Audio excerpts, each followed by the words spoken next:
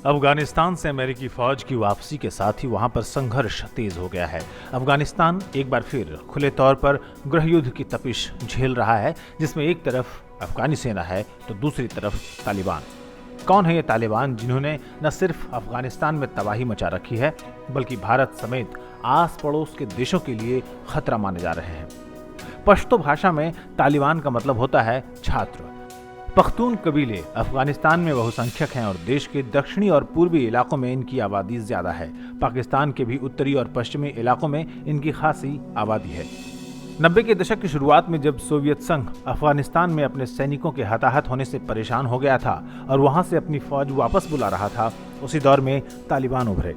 इस समूह का गठन अफगानी मुजाहिदीन यानी इस्लामिक गोरिल्ला छापेमारों ने किया था। ये मुजाहिदीन 1979 से 1989 के बीच अफगानिस्तान में सोवियत संघ की मौजूदगी की हथियारबंद मुखालफत कर रहे थे। माना जाता है कि सोवियत संघ की सेना के खिलाफ इस संघर्ष में अफगानी मुजाहिदीन की पीछे से मदद अमेरिकी खुफिया एजेंसी CIA और पाकिस्तानी खुफिया एजेंसी इंटर सर्विसेज इंटेलिजेंस यानी ISI कर रही थी। समझा जाता है कि तालिबान यानी पश्तो आंदोलन पहले मदरसों में उभरा और इसके लिए सऊदी अरब ने रकम मुहैया कराई। तालिबान आंदोलन में सुन्नी इस्लाम की कट्टर मान्यताओं का प्रचार किया जाता था। बहरहाल इस आंदोलन के साथ पख्तून कबीलाई नौजवान जुड़ते चले गए। इनमें से अधिकतर लोग पाकिस्तानी मदरसों में पढ़कर आए थे।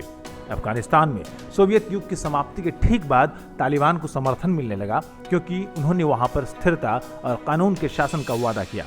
तालिबान को लोकप्रियता इसलिए भी मिली क्योंकि 1992 से 1996 के 4 सालों में प्रतिद्वंदी कबीलाई गुटों और मुजाहिदीन के संघर्ष से लोग ऊब गए थे। नवंबर 1994 में तालिबान कंधार में प्रवेश कर गए, जो उस वक्त अफगानिस्तान की आपराधिक राजधानी थी। इस दौरान दक्षिण पश्चिम अफगानिस्तान में तालिबान का असर तेजी से बढ़ा। सितंबर 1995 में उन्होंने ईरान की सीमा से लगे हेरात प्रांत पर कब्जा कर लिया। सितंबर 1996 में तालिबान ने राजधानी काबुल पर कब्जा कर लिया। उस वक्त अफगानिस्तान के राष्ट्रपति बुरहानुद्दीन रब्बानी थे, जो ताजिक कबीले के थे और जिन्हें तालिबान पख्तून विरोधी और भ्रष्ट मानता था। उसी साल तालिबान ने अफगानिस्तान को इस्लामिक राष्ट्र घोषित कर दिया और मुल्ला उमर ने बतौर अमीर उल मोमिन के तौर पर बागडोर संभाल ली। मुल्ला उमर सोवियत विरोधी संघर्ष में शामिल रह चुका था।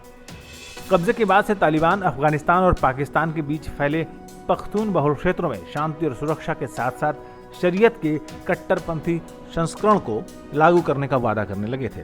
बहरहाल तालिबान ने अपने कब्जे वाले इलाके में शरिया कानून को कड़ाई से लागू कर दिया।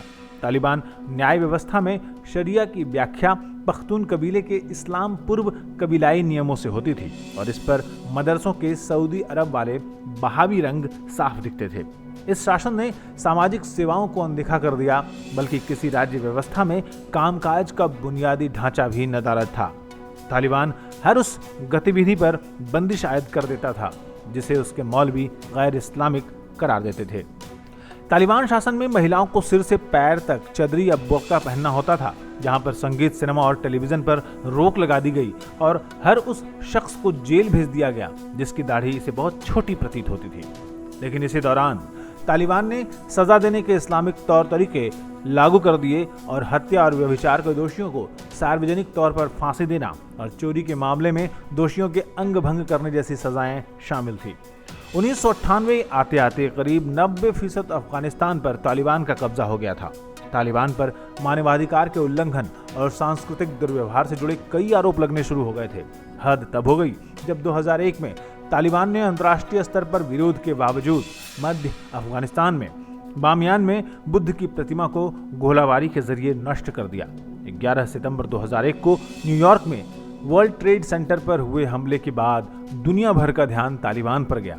अलकायदा के कुख्यात सरगना ओसामा बिन लादेन उन दिनों अफगानिस्तान में छिपा था और उसे शरण देने के आरोप तालिबान पर लगे। बहरहाल 7 अक्टूबर 2001 को अमेरिकी नेतृत्व में सैन्य गठबंधन ने अफगानिस्तान पर हमला कर दिया और दिसंबर के पहले सप्ताह में तालिबान का शासन खत्म हो गया। लादेन और तब तालिबान के प्रमुख रहे मुल्ला उमर और उसके दूसरे साथी वहां से भाग निकले और माना जाता है कि इन लोगों ने पाकिस्तान के क्वेटा शहर में पनाह ली। सितंबर 2012 में तालिबान लड़ाकों ने काबुल में कई हमले किए और नाटो के कैंप पर भी धावा बोला। अगस्त 2015 में तालिबान ने माना कि उसने मुल्ला उमर की मौत को 2 साल से अधिक वक्त तक जाहिर नहीं होने दिया। मुल्ला उमर की मौत पाकिस्तान के एक अस्पताल में हुई थी। बहरहाल, अमेरिका के नवनिर्वाचित राष्ट्रपति जो बाइडेन ने अप्रैल 2021 में ऐलान कर दिया कि 11 सितंबर तक सभी अमेरिकी सैनिक अफगानिस्तान से वापस लौट जाएंगे। इसके बाद से तालिबान को फिर से बढ़त मिलनी शुरू हुई है। मौजूदा वक्त में 85,000 लड़ाकों वाले तालिबान का दावा है कि इसने अफगानिस्तान के 85% हिस्से पर नियंत्रण स्थापित कर लिया है। मंजीत ठाकुर, आवाज द वॉइस।